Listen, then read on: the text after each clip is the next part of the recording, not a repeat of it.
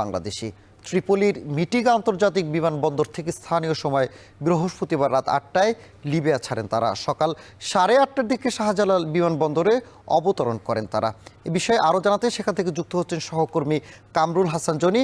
জানাবেন যে যারাই লিবিয়া থেকে ফিরেছেন তারা সবাইকে অবৈধভাবে গিয়েছিলেন কিনা, আর তারা যে ফিরলেন সেই খরচটা কারা বহন করেছে?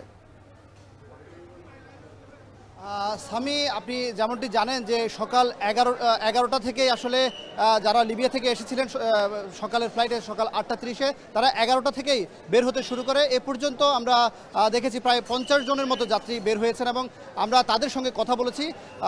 তাদের অধিকাংশই প্রতারণার শিকার এবং বিভিন্নভাবে তারা দেশটিতে পাড়ি দিয়েছেন। বিশেষ করে দুবাই হয়ে তারা লিবিয়ায় গিয়েছেন এবং আমাদেরকে যতটুকু জানিয়েছেন তারা দালালদের হাত ধরে দুবাই এবং কাতার, মিশর হয়ে তারপর লিবিয়ায় গিয়েছেন। তবে যেটি আসলে আমরা দেখেছি তারা বের হওয়ার পরে স্বজনদের আহাজারি এবং কান্নায় তারা স্বজনরা তাদেরকে জড়িয়ে ধরছেন এবং বলছেন যে আসলে তাদের যে সেখানে দুর্বিষহ জীবন, তাদের যে সেখানে যে হতাশাগ্রস্ত জীবন তারা কাটিয়েছেন এবং সেই গল্পটি তারা আমাদেরকে তুলে ধরেছেন এবং তারা বলছেন যে আসলে সেখানে যারাই আছেন তারা বিভিন্নভাবে লিবিয়ার যারা আছেন, যারা স্থানীয় এবং বাংলাদেশিদের যৌথভাবে প্রতারণার শিকার হয়েছেন। বিশেষ করে বিক্রি হয়ে যাওয়ার যে বিষয়টি আমাদেরকে তারা বললেন যে বিভিন্ন অঙ্কের টাকার বিনিময়ে তাদেরকে আসলে বিক্রি করে দেওয়া হয় এবং বাসা বাড়ি থেকে তুলে নিয়ে যাওয়া হয়।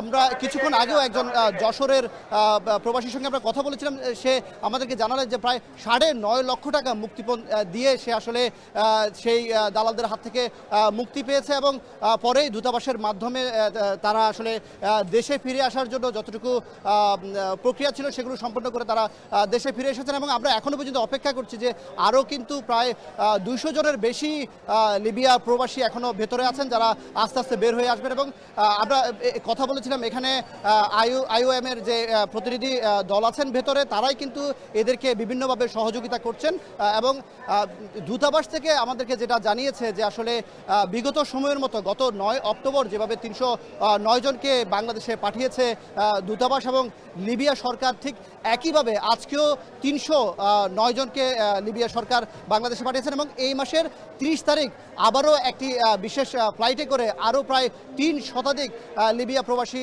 দেশে পাঠানো হবে, যারা আসলে অবৈধ এবং অনিয়মিতভাবে সেই দেশটিতে আসলে অবস্থান করে যাচ্ছেন।